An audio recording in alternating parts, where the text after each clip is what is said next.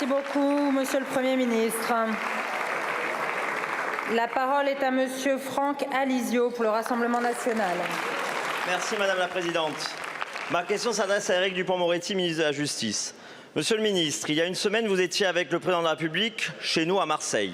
Ce n'était que la 13e visite d'Emmanuel Macron à Marseille, à grand renfort médiatique avec le ministre de l'Intérieur et le déploiement de pas moins de 4000 hommes et femmes dans le cadre d'une opération dont le nom fleure bon McKinsey, l'opération Place Nette XXL. À J+7, il vous est à présent possible de communiquer à la représentation nationale le véritable bilan de cette opération. Monsieur le ministre, ma question est simple. Malgré le formidable travail de notre police et de notre justice, combien y a-t-il eu de mandats de dépôt prononcés 7 jours après le déclenchement de l'opération?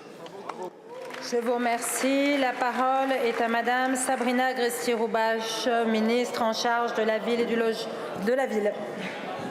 Merci Madame la Présidente. Mesdames et Messieurs les députés, Monsieur le député Alizio, donc on va essayer d'être les plus précis possibles. La bataille, donc vous le disiez, contre la drogue et les trafics est l'une des priorités du ministère de l'Intérieur, mais aussi de la Justice. Je le précise. Depuis 3 ans, donc vous voulez des chiffres précis, vous en aurez.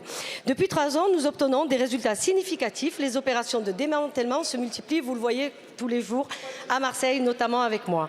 Elles sont passées de 15 850 en 2022 à 20 260 en 2023.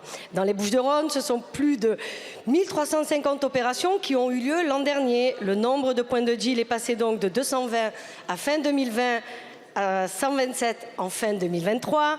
Le ministère de l'Intérieur est évidemment extrêmement investi, vous le savez, a aussi souhaité intensifier sa lutte à Marseille, où les rivalités, vous le savez, entre les groupes font rage. Au-delà du renforcement des moyens de la police judiciaire, de la hausse des effectifs, de la présence d'unités de CRS renouvelées dans le cadre du plan Marseille en grand que je porte, nous avons lancé effectivement une opération inédite, l'opération Place Nette XXL. La présence du président de la République à la Castellane démontre la dimension stratégique de ce dispositif. Ce sont plus de 3 900 policiers, merci de le rappeler, et gendarmes qui ont été engagés la première semaine à Marseille et dans les Bouches-du-Rhône. Des opérations massives sont menées quotidiennement en vue de désorganiser les réseaux, de démanteler les filières, mais surtout d'interpeller les têtes de réseau et de les présenter à la justice.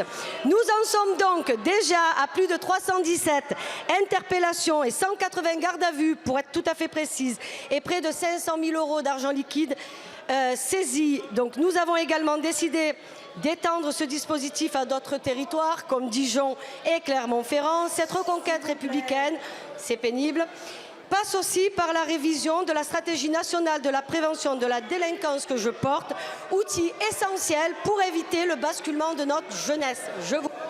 Merci beaucoup, Madame la Ministre. Monsieur le député. Je souhaitais les mandats de dépôt, évidemment je ne les ai pas eus, or vous le savez que c'est le plus important. À Marseille, il y a un point de deal, sous les fenêtres même du bureau du président de région, un de vos fervents partisans.